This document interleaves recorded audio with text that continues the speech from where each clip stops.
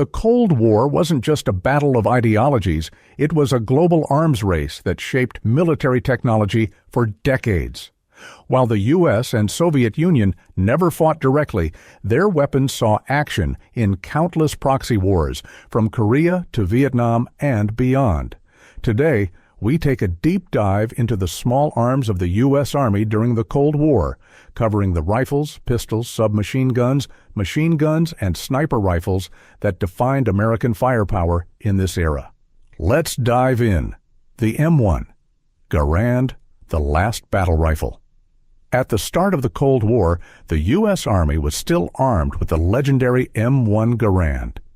This semi-automatic rifle, chambered in .36, had been a game-changer in World War II, allowing American soldiers to fire more rapidly than their bolt-action equipped enemies. But as warfare evolved, so did the need for a new, more versatile rifle. The M14, a short-lived transition. In the late 1950s, the U.S. introduced the M14, a select-fire battle rifle chambered in 7.62 by 51 mm NATO. It was intended to replace both the M1 Garand and the M1/M2 carbines. However, while powerful and accurate, it was heavy and difficult to control in full auto, making it ill-suited for the dense jungles of Vietnam. The M14 was soon phased out in favor of something completely new. The M16, America's first assault rifle. The introduction of the M16 marked a major shift in U.S. military doctrine. Chambered in 5.56 by 45 mm, it was lighter, had lower recoil, and allowed soldiers to carry more ammunition. However, its early models faced serious reliability issues, jamming frequently due to improper maintenance instructions and bad powder in the issued ammunition. Over time, improvements led to the M16A1, which became the standard rifle for U.S. troops throughout the Cold War. The M1911, a timeless classic. Since World War I, the M1911 had been the standard U.S. Army sidearm. Chambered in .45 ACP, it was known for its stopping power and reliability. Even throughout the Cold War, this pistol remained in service with American troops, particularly in special operations and officer ranks. The M9, the 1980s, replacement. By the 1980s, the U.S. Army sought to modernize its sidearms, leading to the adoption of the Beretta M9, a 9mm pistol. This decision was controversial, as many soldiers preferred the M1911's .45 caliber round, but the M9 was chosen for its higher capacity and NATO standardization. The M3 grease gun, the last of its kind. While submachine guns were gradually being phased out in favor of assault rifles, the M3 grease gun remained in service, especially with armored vehicle crews. Simple, cheap, and firing .45 ACP, it was a durable and effective weapon in close-quarters combat.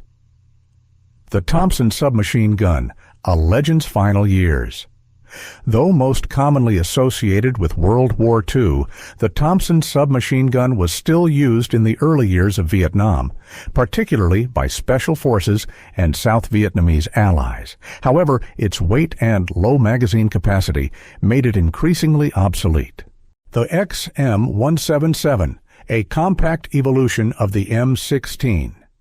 Recognizing the need for a compact weapon for Special Forces, the U.S. developed the XM177, a shortened variant of the M16.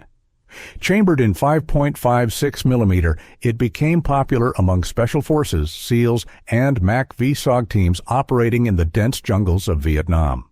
The M60, the workhorse of the Cold War.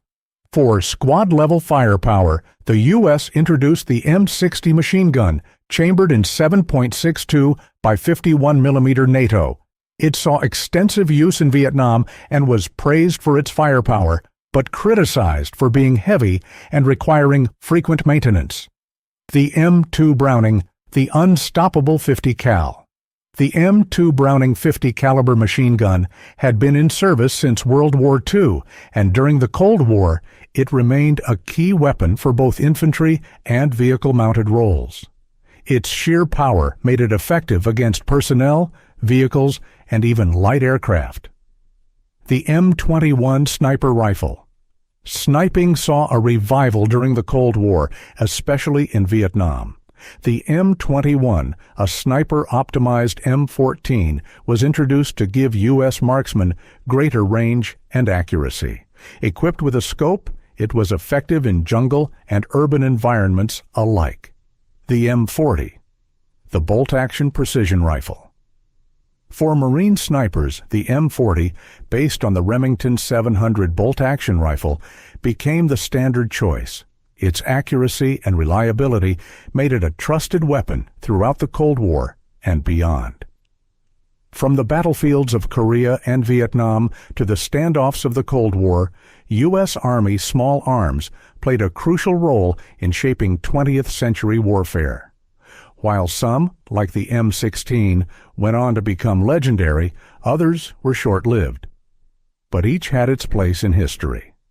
Which Cold War-era U.S. weapon do you think was the most important? Let us know in the comments.